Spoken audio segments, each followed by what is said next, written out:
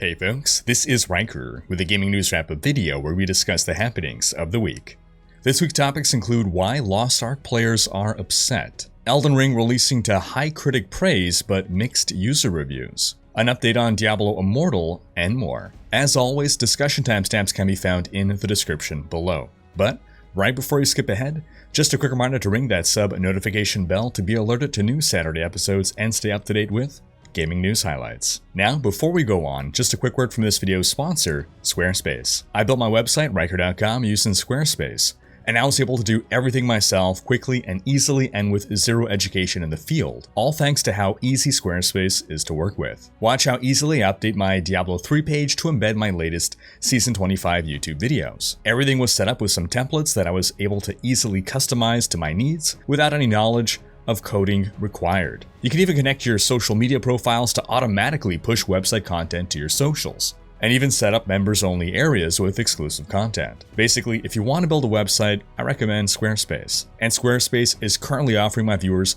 10% off your first purchase with them. Just go to squarespace.com/Riker or click the link in the description to sign up and start building your online presence. That's squarespace.com/RHYKKER and use code Riker to get started today. In our first story, Bethesda is officially retiring their proprietary PC distribution platform, the Bethesda Launcher, instead migrating everything to Steam. This will take effect in early April, at which point you'll be able to move all your games and even your Bethesda wallet in-game virtual currency to Steam. Many games will also have their saves migrated, though a few will require you to manually transfer the saves. Any game that needed you to log into Bethesda.net will still require this, but you'll be launching the game via Steam moving forward. I remember when everyone and their mother started releasing their own distribution platform because they didn't want to give Steam a cut of their money.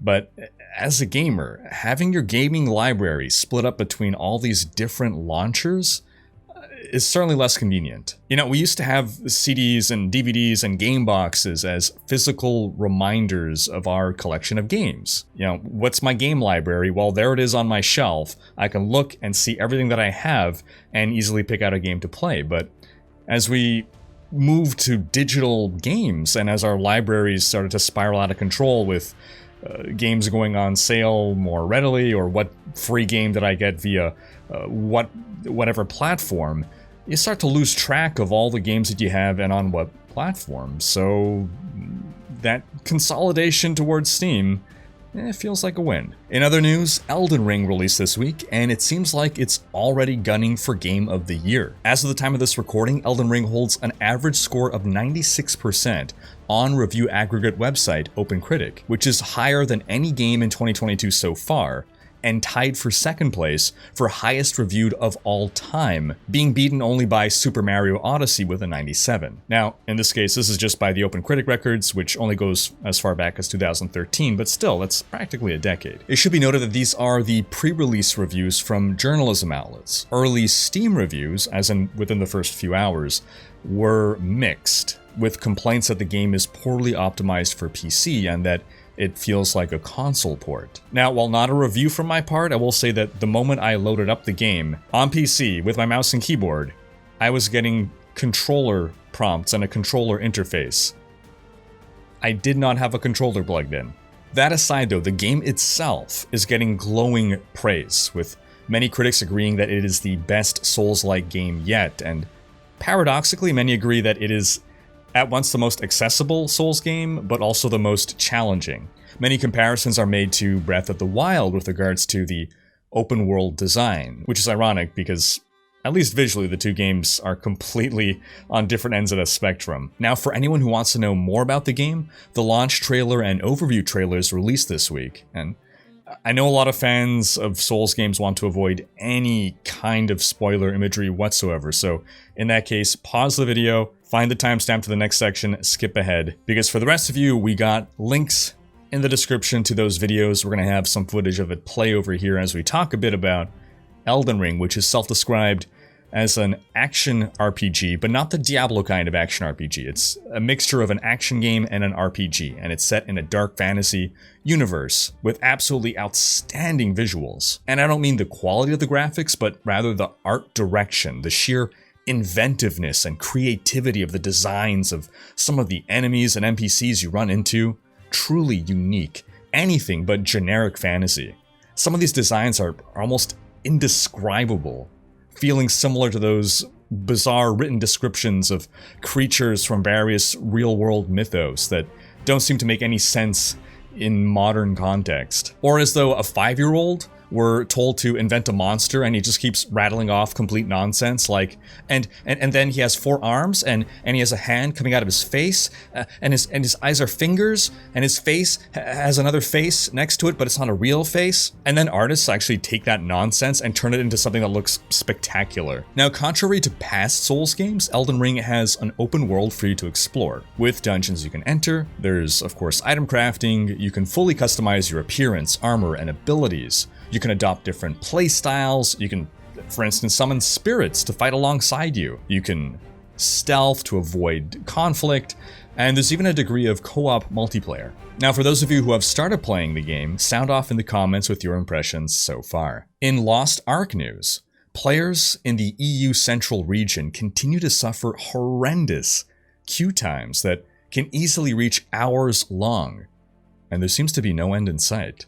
The dev stated, quote, "The Europe Central region is at capacity, and unfortunately there is no way to increase the number of players per world in Europe Central. Adding more servers is not possible based on the complexity of all the systems that need to work together." Now, understandably, these players are more than a little upset because we're up to 2 weeks post-launch and the game is basically still unplayable to a segment of the community. Now, in fairness, the devs did add an EU West server, and they encouraged players to migrate there. And everything seems fine on that server. The devs also provided a second variation of the Founders Pack to all users who purchased them in order to make switching servers more viable. But not everyone wants to switch servers. You know, some managed to get some progress in on EU Central and were hoping for a solution. But the devs confirmed that server transfer functionality is just not possible right now. So some players were then requesting a power pass to get a boost to level 50 so they don't have to do the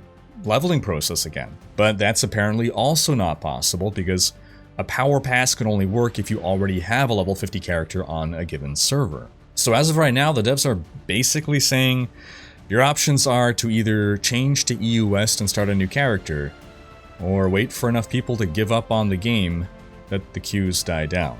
Now, strangely, it seems pretty much every other region other than EU Central has been relatively fine. I've personally logged over 50 hours of Lost Ark on US East, and I've never gotten any real queues. And only once did I get maybe an hour where lag was extremely bad, that the game was unplayable, but that was a temporary issue that the devs resolved. But that's actually not what has Lost Ark players the most upset about this week. No, there's something far, far worse than that. Western players have gotten a glimpse of the newest microtransaction skins to be added to the Korean server, and they are losing their minds over it.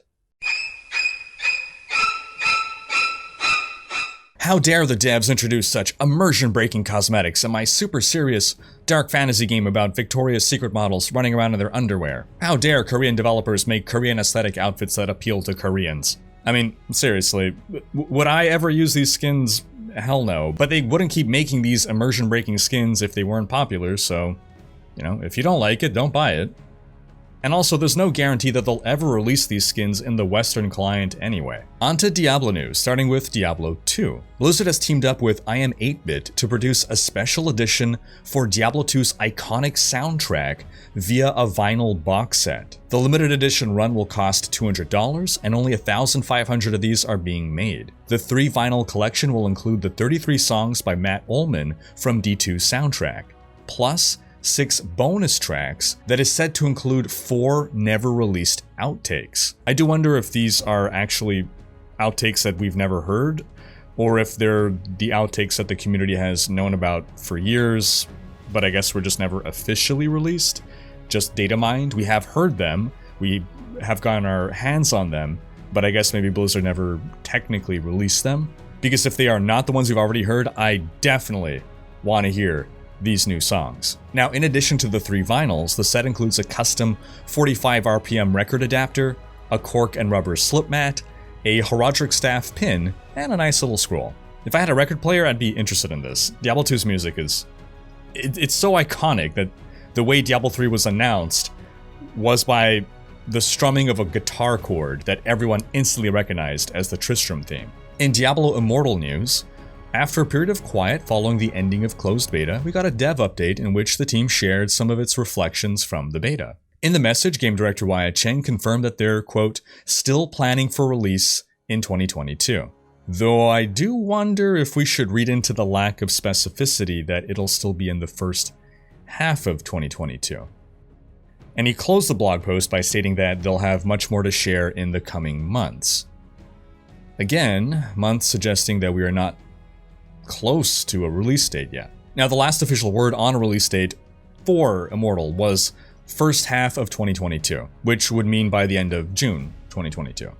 So it's still possible that we'll see the release within that window, but at this point, I wouldn't be surprised if we slip past that. Now, as for the content of the post itself, based on beta feedback, the team will be making bounties exclusively solo so that players don't feel forced to group in order to complete them. The Heliquary bosses will be given more granularity to their difficulty by including multiple difficulty levels for each boss so that there isn't such a huge jump in difficulty from one to the next. And they're going to try to figure out what to do with legendary gems so that players don't feel forced to play alts. They're also looking to make improvements to sets so that players feel they're worth wearing. Currently, by the time you complete a set, you may have out-leveled the pieces, and the set bonus doesn't make it worth swapping to that gear. The cycle of strife is being overhauled to now be based on clans directly competing with one another rather than joining a separate Dark House system, and they're also revisiting the World Paragon system. Basically, as per the World Paragon system, every server has a World Paragon level that goes up by 2 every day. If your Paragon level is below the World Paragon, you get a buff to how much experience you get, so that you can catch up to the World Paragon. If you are more than 4 levels above World Paragon, then you get a nerf to how much XP you get, so that you can't get too far ahead. In beta, you would also get a nerf to how much crafting materials you got. But based on feedback, they're doing away with that, and instead just making it more expensive to upgrade your gear at the highest ranks of play. Their overall goals with these systems are to ensure that friends can continue to play together, even if they don't all play for the same number of hours per week, because unlike Diablo 3, Diablo Immortal does not plan to have seasons that reset your progress. They want you to keep playing the character you've been invested in for months and months. Now, on a personal note, I do believe the premise of this system is sound. If new players have no way to catch up to longtime players, and the game eventually becomes prohibitive to get into. And while I do believe this system does accomplish the task successfully, I do question how well received it'll be by the high-end players. Getting a nerf is never fun. So this could simply be a matter of psychological framing. Don't penalize anyone. If you are at or above World Paragon level, you gain no bonus XP. If you are up to 4 levels behind, you get an XP boost. If you are more than 4 levels behind, you get an even bigger XP boost.